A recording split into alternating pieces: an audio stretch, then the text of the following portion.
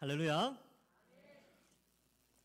예, 정부에서 새롭게 개편안을 마련하였고 또 백신을 맞으시는 분들이 좀 더 많이 있어서 저도 좀 안심은 됩니다. 그래서 어르신들 뵐 때마다 그래도 백신을 맞았는지 꼭 이렇게 확인을 하게 되는데, 백신을 맞으셨다 그러면 좀 편안한 마음으로 또 어르신들하고 얘기를 하게 되는데요. 아무쪼록 백신 잘 보급되고 또 이 코로나가 속히 종식되도록 우리 함께 기도하고, 또 그렇지만 계속해서 이 확산세가 잘 줄어들지 않으니까 개인적인 생활 방역 수칙도 우리 함께 잘 지켜 나가기를 또 소망합니다. 우리가 계속해서 이 요한계시록을 살펴보고 있는데요. 이 요한계시록은 구조를 알면 이해하기가 쉽습니다. 그래서 지금 이제 많은 분들이 요한계시록을 어렵다고 생각하는데, 사실은 익숙하지 않기 때문에 좀 어렵게 여겨지는데, 이 요한계시록은 환상의 덩어리들이 이렇게 기록되어 있기 때문에 이런 환상 덩어리들만 좀 잘 이해를 한다면, 그 규칙을 조금 이해한다면 그렇게 어려운 것이 아니고, 또 이 세상에 이상한 온갖 잡설들이 많이 돌아다닙니다. 이 요한계시록에 관련해서. 그래서 그러한 것들에 물들지 않고 좀 분별해내는 그런 것이 우리에게 좀 필요합니다. 제가 길게는 말씀드릴 수 없고, 이제 구조를 설명할 때 계속 말씀드린 게 12장부터 14장까지 교회의 역사, 그리고 15장, 16장은 7대접의 내용, 17장부터 20장까지는 악의 세력에 대한 심판, 그리고 이제 각 덩어리 끝부분에는 바벨론의 멸망이 나오고, 이 17장부터 20장에서는 짐승과 용의 멸망까지 같이 기록하고 있다라는 것을 말씀드리고 있습니다. 지난 시간에는 바벨론의 멸망을 살펴보았죠. 이제 오늘은 어린 양의 혼인잔치와 관련되어서 말씀을 드리는데, 사실 이 내용은 읽기만 해도 은혜가 됩니다. 그런데 우리가 오늘 살피는 이 어린 양의 혼인잔치와 관련된 하늘 찬송과 관련된 내용이 앞뒤에 어떤 내용 사이에 들어가 있는가가 좀 중요한 의미를 가지고 있습니다. 앞에는 바벨론이 멸망을 한 내용이죠. 18장 끝부분까지. 그리고 이 19장 뒷부분, 다음 주에 살필 내용은 예수 그리스도의 승리와 함께 짐승과 거짓 선지자의 멸망이 기록되어져 있습니다. 그러니까 그 사이에 지금 이 하늘 찬송과 관련된 어린 양의 혼인 잔치의 약속과 관련된 내용이 딱 배치하고 있어서, 이 양쪽의 이 멸망 사이에 예수님 믿는 우리들이 가질 이 세상의 멸망 가운데, 악한 세력의 멸망 가운데 우리가 가지게 되는 영광스러움에 대해서 오늘 본문에서 기록하고 있습니다. 그래서 본문은 은혜가 되는, 이건 뭐 제가 설교 길게 안 해도 돼요. 그냥 몇 번 읽기만 해도 와, 진짜 은혜 된다, 뭐 그런 본문입니다. 자, 한번 살펴보도록 하겠습니다. 자, 이 1절에 보시면 허다한 무리가 이제 큰 음성과 같은 것이 있죠. 허다한 무리의 큰 음성과 같은 것이 등장하게 됩니다. 여기 보면 이제 허다한 무리, 결국은 이 요한계시록 전체에서 봤을 때는 예수님 믿는 자들, 허다한 무리가 천상에서 노래를 부르니까 예수님 믿는 자들을 의미하고 있습니다. 그래서 그 내용이 뭐냐? 1절 이제 중반 부분에 나오죠. 할렐루야! 구원과 영광과 능력이 우리 하나님께 있도다. 이렇게 노래를 시작합니다. 할렐루야라고 되어 있는데, 여러분 많이 들어보셨죠? 할렐루야. 이제 이 할렐루야는 우리 하나님을 찬양하라, 이런 뜻인데, 할렐이라는 것이 큰 소리로 외치다, 노래하다, 뭐 그런 뜻이고요. 루가 우리라는 뜻입니다. 우리. 그 다음에 야가 야훼, 뭐 이런 단어의 축약, 하나님을 뜻하는 거죠. 그러니까 우리 하나님을 찬양하라, 뭐 구조가 그렇게 되어져 있습니다. 근데 어떤 하나님을 찬양하느냐, 어떤 내용으로 찬양하느냐가 중요하지요. 그 내용이 두 가지로 소개가 되는데, 1절에서는 먼저 구원과 영광과 능력이 우리 하나님께 있기 때문에 하나님을 찬양하라 라고 말하고 있습니다. 구원은 무엇입니까? 구원, 건져내는 거 아닙니까? 어디에서 건져내는 겁니까? 육체의 죽음 그리고 지옥의 형벌에서 건져내는 것이 바로 성경에서 말씀하고 있는 구원인 것입니다. 그래서 우리가 이 구원의 메시지, 구원하신 하나님이라고 할 때 영원한 지옥 형벌, 영원한 고통, 육체의 두려움, 육체의 죽음에 대한 두려움, 이런 것들이 있는데 거기에서 건져주시는 것이죠. 어떻게 건짐을 받았습니까? 어떻게 구원을 받았습니까? 바로 어린 양 대신 예수 그리스도의 십자가 형벌 대속의 은혜로 우리가 구원을 받았습니다. 우리가 받아야 될 육체의 죽음, 우리가 받아야 될 지옥의 형벌을 예수님이 2000년 전에 다 받으셨기 때문에 그 예수님을 믿는 자는 더 이상 지옥의 형벌, 육체의 죽음의 형벌을 받지 않는 것이죠. 자, 그래서 이 육체가 죽지 않게 되는 것이죠. 그리고 지옥이 아닌 영생복락, 하늘에서 천국에서 그걸 누리게 되는 거죠. 근데 질문이 있을 수 있죠. 우리 죽는데요? 예수님 믿고 나 죽잖아요, 그죠? 근데 왜 죽지 않는 이 구원을 설명하고 있습니까? 라고 하는데, 나중에 주님이 재림하시면요, 우리가 이 육체가 지금은 죽죠. 죽어서 영혼이 하나님과 함께 있다가 예수님이 재림하시면 그 영혼이 육체를 다시 가집니다. 육체를 다시 가져서 이 지구상에서 새 하늘과 새 땅이 된 지구에서 영원히 육체로 영생을 하게 되는 거예요. 육체 영생 그러면 옛날에 사이비 단체에서 이 용어를 많이 쓰는 바람에 우리가 이게 잘 쓰지 않는데, 사실 성경에는 육체의 영생을 말하고 있어요. 그게 구원의 완성입니다. 그러니까 지금의 연약한 육체는 없어지고 하나님께서 허락하신 영원히 살 수 있는 몸으로 우리가 육체가 부활을 하게 되는 것이죠. 이런 육체 영생, 신천지 이런 용어들은 이단들이 많이 쓰는 바람에 우리가 교회에서는 잘 쓰진 않는데, 사실은 이게 다 성경에서 있는 거죠. 우리는 그냥 새 하늘과 새 땅 이렇게 이제 풀어 쓰게 되는 것이죠. 그게 구원입니다. 구원. 그러니까 그 구원은 우리에게 허락하시는 것이죠. 이제 그날을 소망하는 겁니다. 완성된 구원. 우리의 육체가 아프지 않고 쇠하지 않고 죽지 않고 고통 없는 몸으로 다시 변화되는 그 구원의 완성, 그날을 소망하는데, 그때는 예수님이 재림하시면 이 완성된 구원이 이루어진다. 그리고 이 땅에서 영생한 복락, 행복, 이걸 누리게 되는 것이죠. 그 다음에 영광과 능력을 찬송해야 돼요. 영광. 사람은 자기 영광을 위해서 살아갑니다. 이 세상의 모든 사람은 이생의 자랑, 육신의 정욕, 이런 것들 자기 자랑으로 살아가죠. 그래서 인간 중심, 인본주의가 발달해 있습니다. 그러나 우리는 하나님 영광을 위해서 살아가는 것이에요. 그래서 하나님의 영광을 노래하고 하나님의 능력을 의지하며 살아갑니다. 사람들은 자신의 능력, 자신의 경제력, 자신의 지식, 자신의 명예, 외모 이런 것들을 의지하고 그걸 능력이라고 생각하고 그걸 스펙이라고 생각하고 살아가지만, 우리의 가장 강력한 능력은 하나님이십니다. 그래서 그 능력이 하나님께 있다는 사실을 알고 하나님께 찬양을 하는 것이죠. 그래서 구원과 영광과 능력이 우리 하나님께 있음을 찬양합니다 라고 노래하게 됩니다. 2절에 보시면 또 하나의 찬양의 이유가 나오는데, 그의 심판은 참되고 의로운지라 음행으로 땅을 더럽게 한 큰 음녀를 심판하사 자기 종들의 피를 그 음녀의 손에서 갚으셨도다. 두 번째 노래하는 이유는 바로 심판의 정당성 때문에 그렇습니다. 바로 하나님께서 무엇이 의인가, 하나님의 의가 심판을 통해서 나타나는데 바로 이 악한 세력의 멸망을 가져다 주셨기 때문에 하나님을 노래하는 것입니다. 여러분, 재판관이 있는데 재판관이 어느 누구나 만족할 정도로 어떤 죄인에 대한 형벌을 정당하게 내린다면 많은 사람들에게 칭송을 받겠죠. 마찬가지로 전지하시고 전능하신 하나님이 온 세상을 가장 정당하게 심판하신다는 것입니다. 그렇기 때문에 그의 심판을 노래하게 되는데, 그 내용이 음행으로 땅을 더럽게 한 음녀를 심판한 거죠. 이 내용은 17장과 18장에 잘 나옵니다. 그래서 음녀인 바벨론이 불타서 없어지는 것이 하나님의 심판에 있다, 이것을 말하죠. 근데 이 음녀가 어떤 일을 했냐면 음행으로 땅을 더럽혔죠. 여러분, 이 땅이라는 것은, 원래 이 지구가 만들어진 것은 하나님께서 이 지구의 땅 위에 사람을 만드셔서 하나님과 사람 사이에 온전한 교제가 있도록 하신 겁니다. 그래서 이 땅이라는 곳은 하나님께서 그의 백성과 교제하는 장소이고요, 하나님의 통치가 나타나는 장소가 이 땅입니다. 그런데 이 천사 중에 타락한 세력들이 이 땅에 내려와서 사람들을 미혹하여서 하나님을 배신하고 역적의 죄를 짓도록 하였죠. 이게 음행이라는 거예요. 그러니까 하나님과 우리가 늘 동행하면서 살도록 했는데, 이 인간이 하나님을 떠나 자기 마음대로 혹은 다른 것을 자신의 신랑으로 여기고 살아가고 있는 것이죠. 그러니까 자신을 위해서 살아가는 거죠. 이걸 이제 음행했다.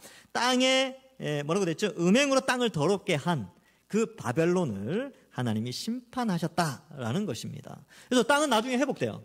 예수님이 다시 오시면 이 땅은 원래의 목적대로 하나님과 인간 사이의 교제의 장소, 하나님의 완전한 통치의 장소가 회복되어지는 것이죠. 이게 새하늘과 새 땅인데, 이거는 21장, 22장에 가서 더 자세히 살펴보도록 하겠습니다.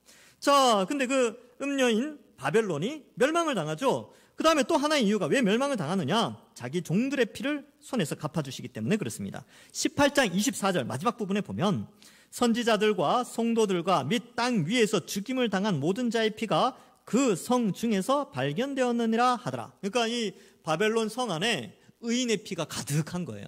그러니까 그 억울함을 하나님이 갚아주시는 방식이 뭐냐면 바벨론을 없애버리는 거죠. 불타 없어지게, 무너지게 하신 것입니다. 그래서 허다한 무리가 그러한 하나님의 공의로운 심판을 노래하고 있죠. 자, 그러면 이 찬양의 중심 주제는 두 가지입니다. 하나님의 구원, 하나님의 심판.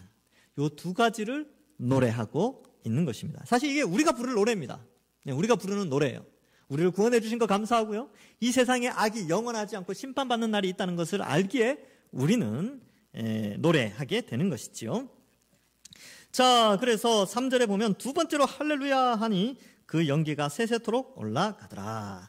그래서 이 할렐루야는 하나님을 찬송하는데 그 찬송하는 가운데 어떻게 됩니까? 모든 것이 불타서 연기처럼 사라지는 세상을 말해주고 있습니다.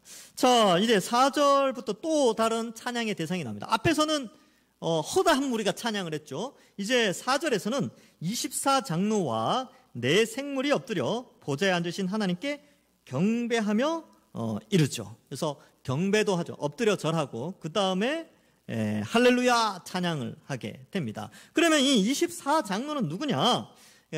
이제 앞에도 나오는데 24장로는 상징적으로 봤을 때는 구약의 12지파 그리고 신약의 12사도를 상징하는 그런 인물로 묘사됩니다. 그래서 교회죠, 교회. 전 교회를 의미합니다. 그런데 이렇게 이제 일반적으로 저는 해석을 하고 많은 분들이 또 개혁주의 사상을 따르는 분들이 이렇게 해석을 하는데 또 간혹 가다가 아니다. 하늘에 24명의 장로가 실제로 있다라고 이제 또 이렇게 해석을 하시는 분들도 있어요. 그래서 둘 다 괜찮습니다. 그건 이제 나중에 주님 오시면 알 수 있는 거죠. 근데 일반적으로는 24, 그다음에 14만 4천 뭐 이런 표현들은 다 이 교회를 상징하는 그런 의미가 있다. 이렇게 이해를 하시면 좋겠습니다. 교회의 대표자 24죠. 네 생물은 천사를 대표하고 있습니다. 이 하나님 보좌의 사면에 이 네 생물이 존재하는데요. 뭐 6 날개를 가지고 뭐 온갖 형상을 가지고 있는 그러니까 천사들, 천상의 천사들을 대표하는 네 생물을 의미하는데 24장로와 네 생물이 하나님께 경배를 하죠. 경배를 합니다. 그리고 하나님만을 높여드리는 것이죠. 그래서 여러분 사실 이 경배의 대상은 하나님 외에는 없어요. 우리가 천사를 경배하지도 않고요. 혹은 과거의 어떤 성인을 뭐 위대한 사람을 경배하지 않습니다. 우리는 오직 하나님만을 경배하죠. 왜냐하면 그들도 다 하나님만을 경배했으니까. 그렇습니다. 자, 그래서 5절에 보시면 보좌에서 음성이 나서 이르되 보통 이제 보좌에서 음성이 날 때는 하나님의 음성을 표현하는데 여기에서는 하나님의 음성이 아니라 보좌를 둘러싸고 있는 24장로와 이 천사들의 어떤 음성과 같은 성도들의 음성이에요. 하나님의 종들 곧 그를 경외하는 너희들아 작은 자나 큰 자나 다 우리 하나님께 찬송하라 라고 하며 노래하고 있습니다. 그럼 여기에서 이 보좌에서 나오는 음성이 누구에게 이것을 이제 요청하느냐 하면 똑같은 대상이지만 세 가지를 표현합니다. 첫 번째로는 하나님의 종들. 하나님의 종들은 누굽니까? 우리죠, 우리. 예수님을 믿는 모든 사람은 하나님의 종들입니다. 우리는 그리스도의 종이에요. 그러면 여기서 우리가 한 가지 생각해야 될 게 있는데 성경에 보면 우리의 정체성에 대해서 설명을 할 때에 하나님의 자녀, 하나님의 아들, 아들이란 용어를 쓸 때는 상속과 관련되어 있기 때문에 그 용어를 쓰는 거고요. 하나님의 자녀가 되는 권세가 있죠. 그래서 하나님의 자녀 그러면 하나님은 어떤 분이세요? 사랑의 하나님, 우리를 보살피고 양육하시는 하나님, 인자하신 하나님, 뭐 그런 개념을 가지고 있죠. 그런데 또 한 가지의 개념은 종의 개념이 있습니다. 우리는 종이에요, 종. 하나님의 종. 그래서 종은 자녀와는 다릅니다. 종은 주인의 말에 무조건 순종해야 돼요. 그래서 이 종이라는 단어를 보니까 이 둘로스, 들어보셨나요? 둘로스. 이 둘로스라는 단어인데 이 단어 사전을 찾아보니까 이런 의미가 있습니다. 둘로스는 자기 자신을 다른 사람의 의지에 내맡긴 자로서 자기 자신에 속해 있지 아니하고 어떤 사람에 속해 있는 것이다. 뭐 말이 좀 어려운데 제가 이제 요거를 하나님의 종들이니까 이게 다른 사람을 하나님으로 바꿔서 이제 읽어보겠습니다. 둘로스는 자기 자신을 하나님의 의지에 내맡긴 자로서 자기 자신에 속해 있지 아니하고 하나님에게 속해 있는 것이다. 이렇게 돼 있어요. 하나님께 속한 자. 그러니까 의지나 뭐 이런 계획들이나 이런 것들이 모든 것이 하나님께 속해 있어요. 종은 앞으로 꿈이 없어요. 비전이 없습니다. 종은 앞날을 계획하지 않습니다. 여러분, 종이 이제 와가지고, 여러분 조선시대 때 한번 생각해 보세요. 우리가 종인데 주인을 찾아가. 주인한테 가서, 주인님, 저에게는 계획이 있습니다. 저에겐 꿈이 있어요. 저의 비전을 제가 프리젠테이션 해보겠습니다. 이렇게 이야기할 수 있을까요? 그렇게 되면 어떻게 됩니까? 주인이 뭐라 그래요? 얘들아, 다른 종들을 불러서 멍석 갖고 와라. 멍석, 야, 말하라. 그러겠죠. 여러분, 종은 비전이 없어요. 종은 계획이 없습니다. 종은 뭐예요? 주인의 계획에 순종만 할 뿐이에요. 주인이 시키는 대로 하면 되는 겁니다. 그게 종이죠. 여러분, 우리가 하나님의 종들이라고 표현을 했을 때는 우리는 하나님께 전적으로 순종하는 자다라는 것을 표현하고 있습니다. 그래서 주님이라고 표현하는 거예요. 주님. 주님이라는 것은 주인 되심. 나는 종입니다라는 것을 표현하는 것이 하나님을 주님으로 고백하는 겁니다. 그래서 우리는 하나님의 종들이에요. 그래서 우리는 그냥 하나님 뜻에 순종할 뿐입니다. 예. 그래서 하나님 종들, 이 개념이 좀 필요하고요. 두 번째로는 그를 경외하는 너희들아. 경외, 이것은 공경하고 두려워하는 개념이죠. 그러니까 종들의 개념에서 나온 겁니다. 종들은 주인을 경외하지요. 자, 그래서 작은 자나 큰 자, 이거는 이제 관용적 표현이에요. 전인류는 작거나 커요. 키가 크거나 작거나, 마음이 넓거나 좁거나. 전인류죠, 전인류. 전인류에 대한 관용적 표현입니다. 전인류는 자거나 깨어 있어요. 그래서 성경에 보면 자거나 깬 자들아 뭐 이런 표현들이 나오는데 그건 전인류로 표현합니다. 여러분 다음 생각해보면 70억 인구 중에 반으로 나눠지죠. 우리처럼 이렇게 깨어 있거나 지구 반대편에서는 자고 있거나. 이게 전인류예요. 이게 크거나 작거나 이거 전인류로 표현하는 것입니다. 그래서 모든 예수님 믿고 구원받은 모든 사람 이런 뜻이죠. 모든 사람은 다 우리 하나님께 찬송하라. 왜요? 구원하시고 심판하시기 때문에 그렇습니다. 자, 그래서 이러한 표현들을 쓰고 있는데 6절에 보니까 또 등장해요. 이제 지금 허다한 무리의 소리, 그 다음에 24장로와 내생물, 그 다음에 6절에 보시면 좀 더 이제 확대되죠. 내가 들으니 허다한 무리의 음성과도 같고 많은 물소리와도 같고 큰 우레소리와도 같은 소리가 이래. 또 찬양이 또 나와요. 세 번째. 자, 어떤 찬양이 나오느냐라고 살피기 전에 이 허다한 무리의 음성, 이것은 모든 성도의 음성이죠. 근데 많은 물소리, 이 표현은 요한계시록에 2번 등장합니다. 이 많은 물소리가 무슨 소리냐? 요한계시록 1장 15절에는 예수님과 관련된 소리예요.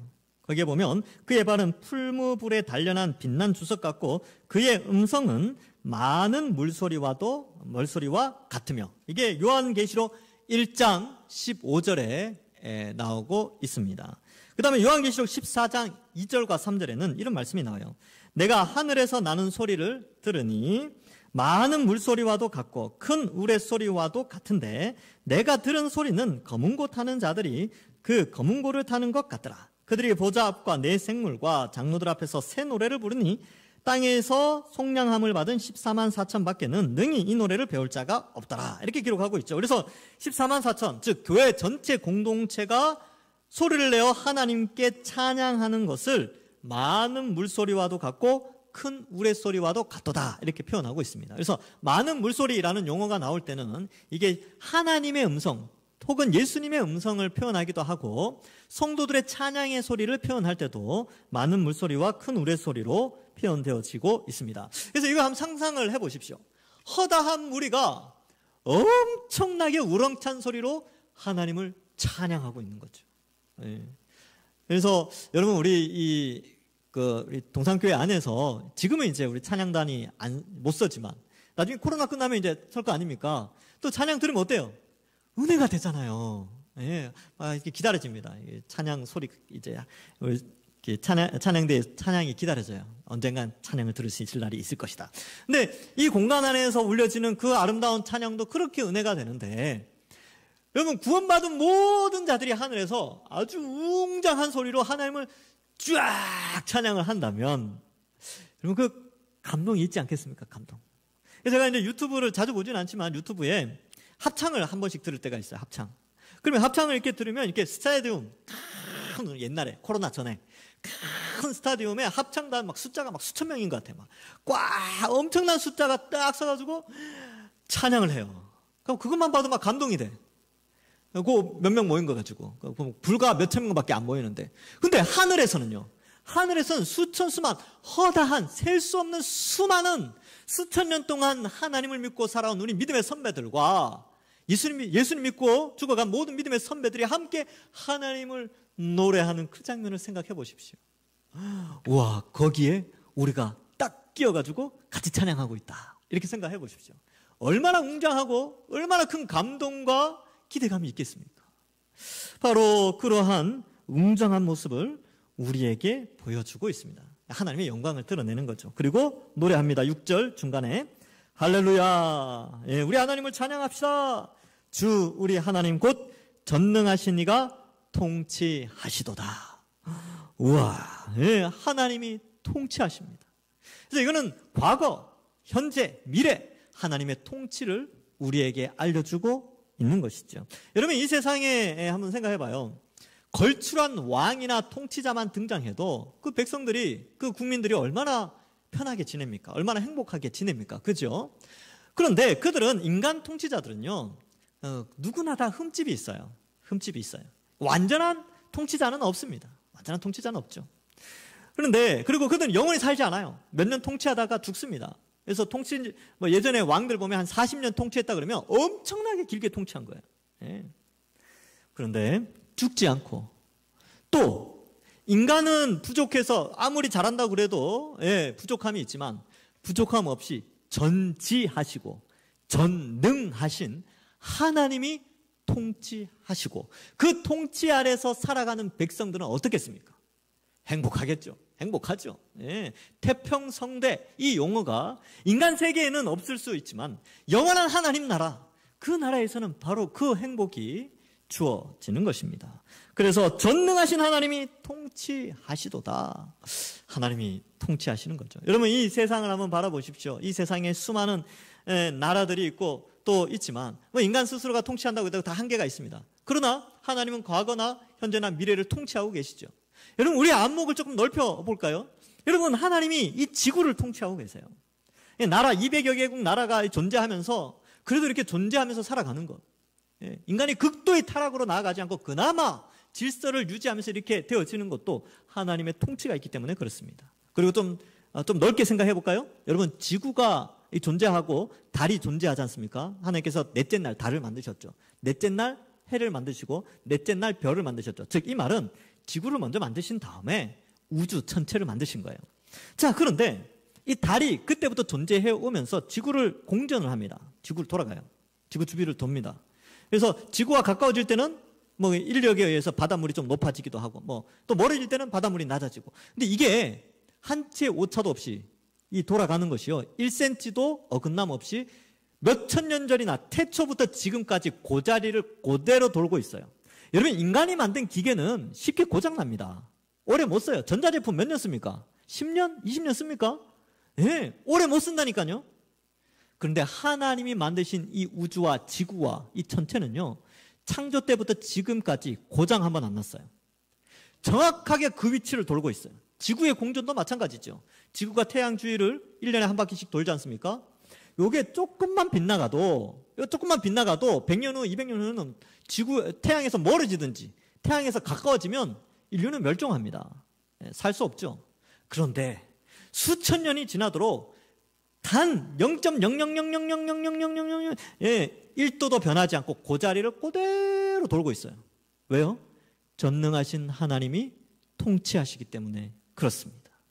이 관점을 가지고 우리는 하나님의 통치를 바라보는 것이죠. 그렇다면 우리가 이 땅을 살아갈 때에 하나님이 이렇게 온 우주 만물을 다스리시고 그의 백성들, 그의 자녀들을 책임져 주시고 지켜주신다는, 이 만물을 다스리는 그 하나님이 우리를 지켜주신다는 믿음을 가진다면, 이 세상의 통치자든 이 세상의 인간을 통치하고 인간을 지배하는 권력 혹은 돈 문화 이런 것들이 아무리 바벨론과 같은 그 세상이 강력하게 보인다 할지라도 우리는 우리를 진짜로 이 온 우주 만물을 다스리는 하나님을 바라보며 그분이 나의 주인됨을 고백하며 살아가는 것입니다.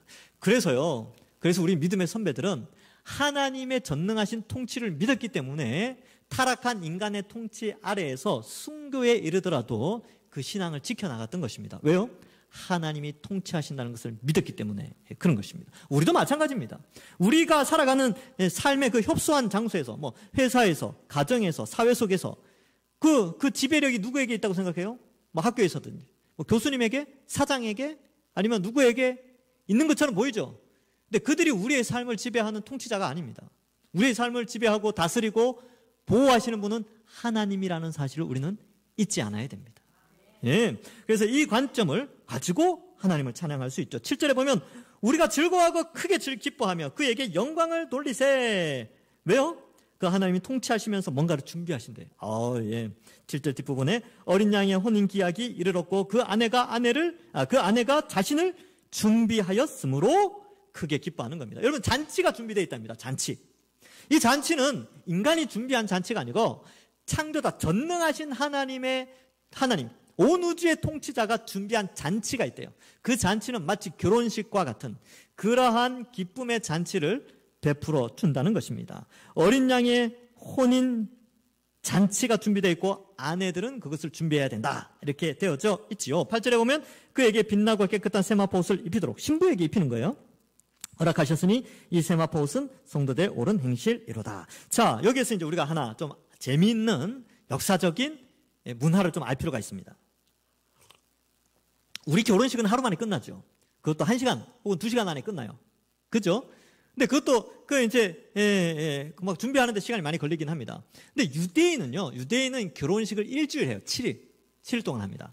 그런데 우리의 결혼식과 유대인의 결혼식이 다른 것이 2000년 전에 유대인은 정혼과 결혼을 나눠놨어요.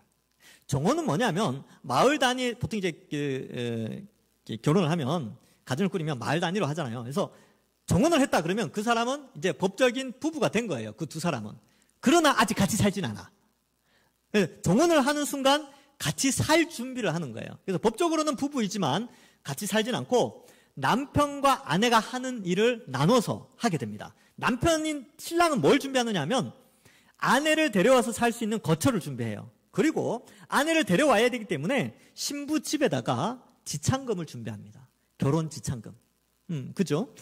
우리는 그런 게 없지만 옛날엔 그런 게 있어요. 그리고 지금도 뭐 동남아 쪽에 가니까 아직도 결혼 지참금 제도가 있어요. 제가 2008년도에 결혼했거든요. 근데 2006년도에 베트남에 갔더니만 그 베트남 선교사님이 저한테 그러더라고요. 그 목사님, 그때 전도사였어요. 전사님, 소 4마리 있습니까? 그러더라고요. 소 4마리. 베트남에서는 소 4마리 있으면 결혼할 수 있대요. 그때는 그랬어요. 지금 어떻게 바뀌는지 몰라도. 하여튼 그때 이야기했죠. 근데 이 결혼 지참금 제도가 구약에도 있었어요. 여러분, 야곱이 라헬과 레아를 데려오는데 14년을 헌신했어요. 그러니까 한 여인당 7년의 인건비를 지불하고 아내를 데려온 것이죠. 이게 뭐냐면 그 당시 중동 지역에 있었던 결혼 제도예요. 그래서 정혼을 하면 지참금을 준비할 때까지 신랑은 이제 지참금을 준비하면 결혼식을 할 수 있는 거예요. 이 기간이 준비되고요. 신부는 뭘 하느냐? 이제 신부는 남편이 정해졌기 때문에 다른 남자를 만나면 안 됩니다. 남편도 마찬가지죠. 다른 여자를 만나면 안 돼요. 그리고 뭘 준비하느냐 하면 이제 신부 준비를 해요. 신부 수업. 지금은 그런 게 없는데 옛날에 신부 수업 같은 게 있었어요. 그래서 요리도 하고 이렇게 바느질 그것도 준비하고 그 다음에 피부 마사지도 하고 지금하고 비슷하겠죠, 그죠? 피부 마사지 하고 이제 결혼식 준비하는 거예요. 근데 그 기간이 꽤 길어요. 일정 기간이 준비됩니다. 왜 제가 이 말씀 드리냐면 여러분, 우리의 구원도 이와 같습니다. 우리가 예수 그리스도를 믿으면 하나님 나라의 백성이 되고 이미 그리스도를 우리의 신랑으로 모시고 살아가는데 우리가 예수님 믿는 순간 우리는 정혼의 관계에 들어가는 거예요. 그러나 아직 결혼을 하지 않았어요. 그래서 우리가 살아가는 인생은 이미 정혼하였기 때문에 예수를 믿는 순간 우리는 이미 정혼하였기 때문에 결혼식을 준비해야 됩니다. 그래서 준비되어지는 신부가 돼야 되는 거죠. 그래서 결혼식을 언제 합니까? 예수님이 재림할 때. 그때 어린 양의 혼인 잔치에 들어가 결혼식을 하는 거죠. 지금 이제 정혼 관계에 들어가죠. 우리는 이미 예수님과 결혼한 관계예요. 정혼의 관계입니다. 아직 결혼식은 안 했어요. 기대하십시오. 결혼식 또 합니다. 예, 한 번의 결혼식이 남아 있어요. 예, 그 결혼식은 영원한 결혼식이에요. 유대인들에서 7일을 했죠. 7이라는 숫자가 완전 숫자니까 영원한 행복이 이 가정에 넘치기를 바라는 의미에서 7일 동안 결혼식을 했어요.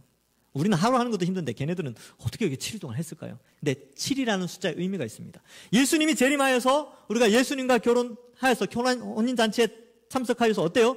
그 혼인날, 결혼식 날의 기쁨이 영원히 지속되는 거예요. 얼마나 좋을까요? 얼마나 행복할까요? 예. 그래서 이제 정혼한 관계이기 때문에 정혼한 신부는 뭘 해야 되느냐? 우리는 세마포 옷을 깨끗하게 준비해놔야 돼요.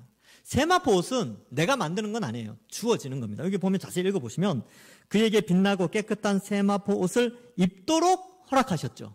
그래서 옷을 입혀주는 거죠. 그러니까 이 구원이라는 것은 우리 행동이나 우리의 삶, 우리의 거룩한 삶에 의하여서 구원이 이루어지는 게 아니에요.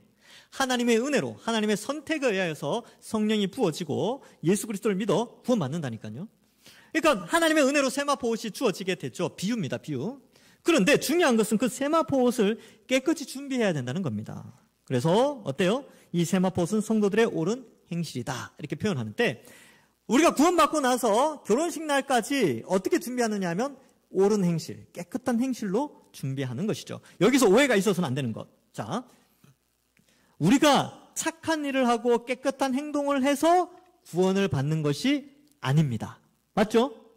예, 우리가 뭐 선을 행해서 구원받는 게 아니에요. 하나님의 은혜로 구원을 받았기 때문에 그래서 착한 행실을 하는 거예요. 예, 이미 구원 받았다니까요. 그러니까 그 구원에 합당한 삶을 살아야 되는 것이죠. 그래서 가끔 가다가 이런 사람들이 있어요. 나 이제 구원 받았으니까 내 마음대로 살아야지. 그 사람 구원 받은 사람이 아닙니다. 진짜 구원 받았으면 세마포 옷을 입었기 때문에 그 세마포 옷을 깨끗하게 결혼식 때까지 깨끗하게 준비를 해야 되니까 단장을 하는 거예요. 예, 옳은 행실로 단장을 하는 것이죠. 그러니까 이제 잘 생각하셔야 돼요. 내가 이제 착한 일 해서 구원받아야지 이게 아니고 난 이미 자격 없는 내게 은혜를 주셨구나. 난 이미 구원받았구나.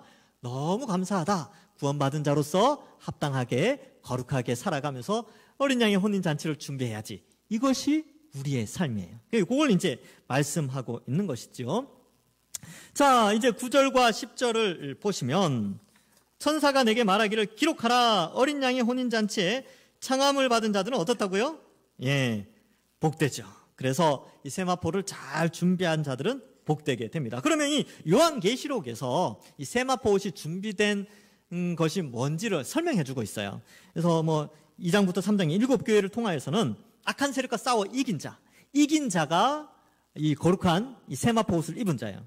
예, 그죠? 옳은 행실을 한 거죠. 죄악과 싸워 이긴 자들. 11장에 보면 두 증인이 나오는데 이 두 증인은 죽기까지 복음 전파의 삶을 살았습니다. 이게 바로 신부가 신랑 되신 예수님을 준비하는 삶이에요. 그리고 14장에 보면 14만 4천이 나오는데 14만 4천은 여자로 더불어 이 음료죠. 음료인 바벨론으로 더불어 더럽히지 아니하고 정절이 있는 자라고 표현하고 있습니다. 그리고 어린 양이 어디로 가든지 따라가고 거짓말이 없고 흠이 없는 자라고 표현하고 있죠. 요한계시록 20장 4절에는 짐승과 그의 우상에게 경배하지 아니하고 그들의 이마와 손에 그 표를 받지 않은 자들, 즉 성령의 도장을 받은 자들을 바로 이 세마포 입은 자, 이 세마포로 표현하는데 이 짐승과 우상에게 경배하지 않는 제약된 세상과 타협하지 않고 죄를 멀리하는 자들을 바로 이렇게 표현하고 있는 것입니다. 이렇게 준비된 자가 결혼식에 임하게 되는데 그 사람들이 바로 어때요? 구원받아서 이렇게 준비 잘 되면 결혼식에 청함을 받아 복을 받게 된다라는 것을 우리에게 알려주고 있습니다. 자, 그렇다면 이 복은 여기 이제 복이 나오는데 요한계시록에서 7개의 복이 나온다 그랬죠.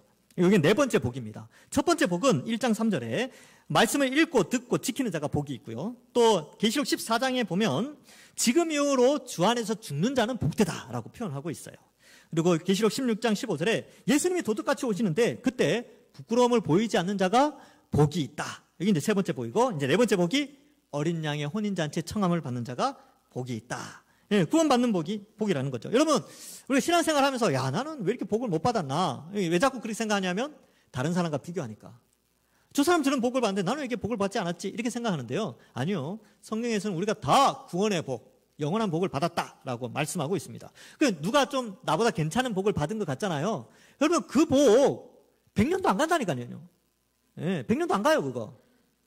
우리는 영원의 복을 받았다니까요. 영원의 복. 남이 나보다 좀 건강한 것 같습니까? 남이 나보다 더 뭐 좀 잘 사는 것 같아요? 남이 나보다 더 집안이 잘 되는 것 같습니까? 에이, 100년도 안 간다니까요. 영원의 관점에서 보면 100년은 기억도 안 날 거예요. 한 3천만 년 후에, 야, 그 3천만 년 전에 그 100년 기억나? 그러면 기억할까요? 기억 잘 안 날걸요. 그때 내가 그때 왜 그렇게 하나님 원망했던지. 이렇게 행복한데. 그러실 겁니다. 그러니까, 우린 다 복받은 자예요. 이미 다 복받았습니다. 그러니까, 눈에 보이는 거, 이 땅에서 100년짜리, 그거 가지고 막, 1희, 1비 하고 그러지 마세요. 교만하지도 말고, 그렇다고 낙심하지도 말고, 영원한 천국 바라보면서 살아가는 것이죠. 왜? 우리는 복받았으니까. 어린 양의 혼인잔치에 청함을 받은 자들이기 때문에 그렇습니다. 9절 중간 부분에 보면 또 내게 말하되 이것은 하나님의 참되신 말씀이라. 이 표현은 뭐냐면 하나님이 진짜 그렇게 한다는 거예요. 이거는 하나님이 하나님 자신을 두고 일종의 맹세와 같은 그런 표현들이에요. 하나님의 참되신 말씀이라. 이렇게 약속이 반드시 이루어진다는 것이죠. 예. 결혼식 준비 거의 다 됐어요. 하나님께서 거의 다 준비하셨습니다. 예. 기대하십시오. 기쁩니다. 결혼식이 한 번 남아있어요. 예. 기쁜 날, 영원한 결혼식 남아있습니다.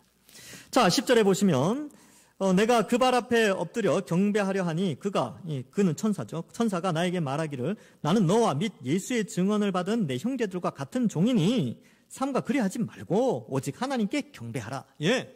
이건 이제 말씀의 권위가 워낙 크다 보니까 말씀을 전파한 천사가 그 메시지를 전했는데 그 메시지의 무게감과 신적 능력과 권위가 워낙 크다 보니까 메시지를 전달하는 그 전달자에게조차 그 경외감이 생겨서 요한이 절을 하게 됩니다. 그러니까 이 메시지를 전달한 메신저를 이렇게 메시지의 무게가 워낙 강하니까 메신저까지 숭배하는 그러한 요한의 그런 모습을 보여주는데 이 표현을 통해서 천사가 그렇게 말하죠. 야, 나는 경배의 대상이 아니야.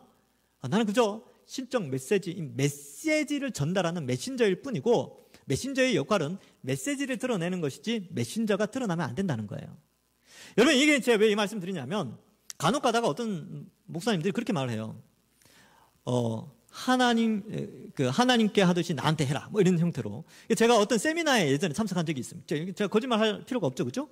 세미나에 딱 참석했는데 그게 2008년인가 7년인가 그랬을 거예요. 2007년, 8년 그쯤에 어떤 세미나에 참석했는데 이렇게 현수막이 걸려 있는데 거기 보니까 그렇게 돼 있어요.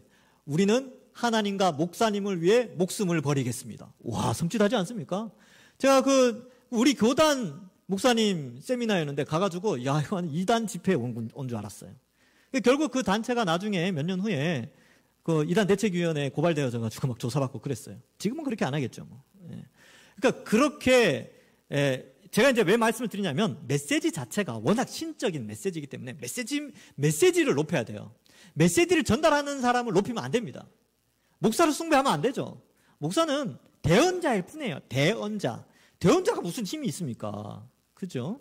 그래서 그것을 이야기하고 제가 이 말씀을 드렸냐면 오늘날 많은 어떤 사람들은 어떤 이제 뭐 카톨릭이나 이런 데는 사람을 숭배해요. 성인들을 숭배하고 뭐 그렇습니다. 그리고 천사까지 숭배를 해요. 천사 밑에 가서 절하고. 2000년 전에도 그런 게 있었다는 거예요. 그래서 이 장면을 통해서 아니다. 우리는 오직 하나님만 경외하고 하나님의 메시지에만 집중을 해야지 사람이나 눈에 보이는 것들에 집중하면 안 된다는 것을 우리는 여기에서 알 수 있습니다. 오직 하나님께 경배하라. 예수의 증언은 예언의 영이라 하더라. 이렇게 돼 있죠. 왜 이 표현이 나왔냐면 위에 보세요. 그 10절 보면 나는 너와 및 예수의 증언을 받은 형제들과 같이 된 종이니 이렇게 돼 있는데 예수의 증언은 예언의 영이죠. 그럼 예언의 영을 거기에 집어넣으면 나는 너와 및 예언의 영을 받은 내 형제들과 같이 된 종이다. 이런 표현이에요. 그것 때문에 이렇게 설명하는 거죠. 그러니까 우리는 성령을 받은 자들입니다. 성령. 그래서 예수의 증언을 나타내는 성령을 받은 자들이죠. 그러니까 성령이 오셔서 뭘 해요? 예언, 이 복음을 전하도록 하시잖아요. 성령이 우리에게 임하시면 너희가 권능을 받고 예루살렘과 유대와 사마리아와 땅끝까지 이룬 내 증인이 되리라. 성령이 오시면 복음을 전하는 그 예언의 영, 즉 여기에 보면 이제 예수의 증언을 우리가 담고 있기 때문에 이런 표현을 쓰고 있는 것입니다. 말씀을 맺습니다. 여러분, 우리는 다 예수 그리스도의 십자가 형벌 대속의 은혜로 구원받았습니다. 우리는 이제 신랑 되신 예수님과 정혼의 관계에 들어갔어요. 우리는 이제 결혼식이 남아 있습니다. 이제 결혼식 정혼은 했으니까 이제 결혼식이 남아 있죠. 그날을 준비하는 신부로서 순결하게 세상과 타협하지 않고 정결하게 이 땅을 살아가야 하는 것입니다. 그래서 이 땅에서 때로는 힘들고 지친다 할지라도 결혼식이 남아 있다니까요. 행복한 날이, 영원한 행복한 날이 남아 있어요.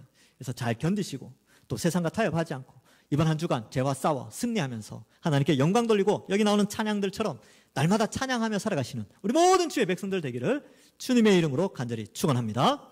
기도하겠습니다. 하나님 감사합니다. 우리를 택하여 구원하여 주시고 하나님의 자녀로 백성으로 또 신랑 되신 예수님의 신부로 우리에게 복을 내려주시니 감사합니다. 그 어린 양의 혼인잔치가 곧 열려진다는 사실을 믿고 이 땅을 살면서 범죄치 않고 오히려 깨끗하게 준비되어져서 하나님께 찬양하며 날마다 살아가는 저희들 다 될 수 있도록 축복하여 주옵소서. 이 땅을 살면서 때로는 고난과 어려움과 힘든 또 어려움이 있다 할지라도 영생 복락을 꿈꾸며 낙심치 않고 또 교만치 않고 살아가는 저희들 다 되게 하여 주옵소서. 감사드리오며 예수님의 이름으로 기도하옵나이다. 아멘.